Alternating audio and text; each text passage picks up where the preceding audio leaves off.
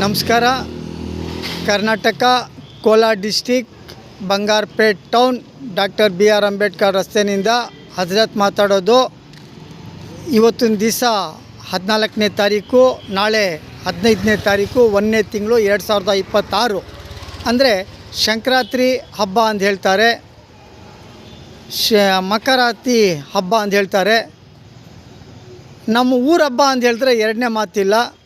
ಅಂಥದ್ದು ಇವತ್ತಿನ ದಿವಸ ನಾವು ಬಂಗಾರಪೇಟೆ ರೈಲ್ವೆ ಜಂಕ್ಷನ್ ಪ್ಲಾಟ್ಫಾರಮ್ನಿಂದ ಆಚೆ ಬಂದಿದ್ದೀರಿ. ನೋಡಿದ್ರೆ ಎಷ್ಟು ಖುಷಿ, ಎಷ್ಟು ಸಂತೋಷ ಆಗ್ತಾಯಿದೆ.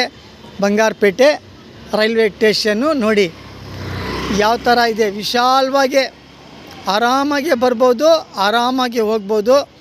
ಇದು ನಮ್ಮ ಭಾರತ ದೇಶ ಸ್ವತಂತ್ರ ಆಗೋದಕ್ಕೆ ಮುಂಚೆನಿಂದ ಇರೋದು. ರೈಲ್ವೆ ಟಿಕೆಟ್ ಕೌಂಟ್ರು, ಬ್ರಿಡ್ಜು ಈ ಥರ ಇತ್ತು. ಆಮೇಲೆ ನಮ್ಮ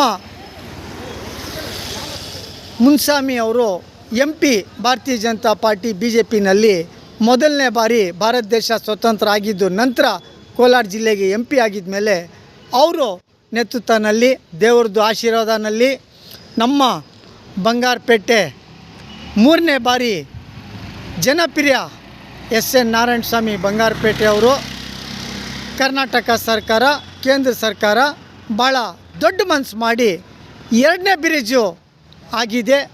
ಇದು ಯಾವ ಸರ್ಕಾರ ಇರ್ತದೋ, ಯಾವ MLA ಇರ್ತಾರೋ, ಯಾವ ಅಧಿಕಾರಿಗಳಿರ್ತಾರೋ ಅವ್ರಿಗೆಲ್ಲರಿಗೆ ತುಂಬ ಹೃದಯಪೂರ್ತಿ ಧನ್ಯವಾದಗಳು. ಅದ್ರ ಜೊತೆಗೆ ನಮ್ಮ ಬಂಗಾರಪೇಟೆ ರೈಲ್ವೆ ಸ್ಟೇಷನ್ ಸರ್ಕಲ್ಲು ಮತ್ತು ನಮ್ಮ Bangarapete doctor BR Ambedkar circle ಅಂತ ಹೇಳಿದ್ರೆ ಎರಡನೇ ಮಾತಿಲ್ಲ. ಜಿಬ್ಲಿ ಸರ್ಕಲ್ ಮೈಸೂರು ಮಹಾರಾಜ ಕಾಲದಲ್ಲಿ ಅದು ನಮ್ಮ ಬಂಗಾರಪೇಟೆ ಕ್ಯಾಸಂಬಳ್ಳ ಮೊದಲನೇ ಬಾರಿ MLA ಆಗಿದ್ದರು, ಕೇಸರೆಡ್ಡಿ ಅಂದ್ಬಿಟ್ಟು. ಅವರು ಮುಖ್ಯ CM ಆಗಿದ್ರು ಕರ್ನಾಟಕನಲ್ಲಿ.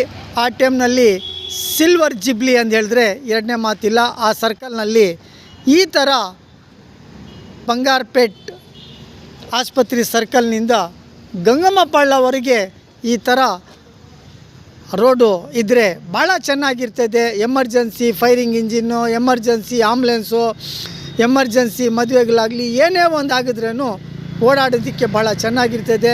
ನಮ್ಮ ಜನಪ್ರಿಯ SN ನಾರಾಯಣಸ್ವಾಮಿ ಅವರು ಊರು ಡೆವಲಪ್ಮೆಂಟ್ ಭಾಳ ಚೆನ್ನಾಗಿ ಮಾಡ್ತಾಯಿದ್ದಾರೆ. ಸರ್ಕಾರಿ ಆಸ್ಪತ್ರೆ ಆಗಿದೆ, ತಾಲೂಕು ಆಫೀಸ್ ಆಗಿದೆ, ಪೊಲೀಸ್ ಸ್ಟೇಷನ್ ಆಗಿದೆ. ಈ ಥರದ್ದು ಭಾಳ ಕೆಲಸಗಳು ಮಾಡಿದ್ದಾರೆ.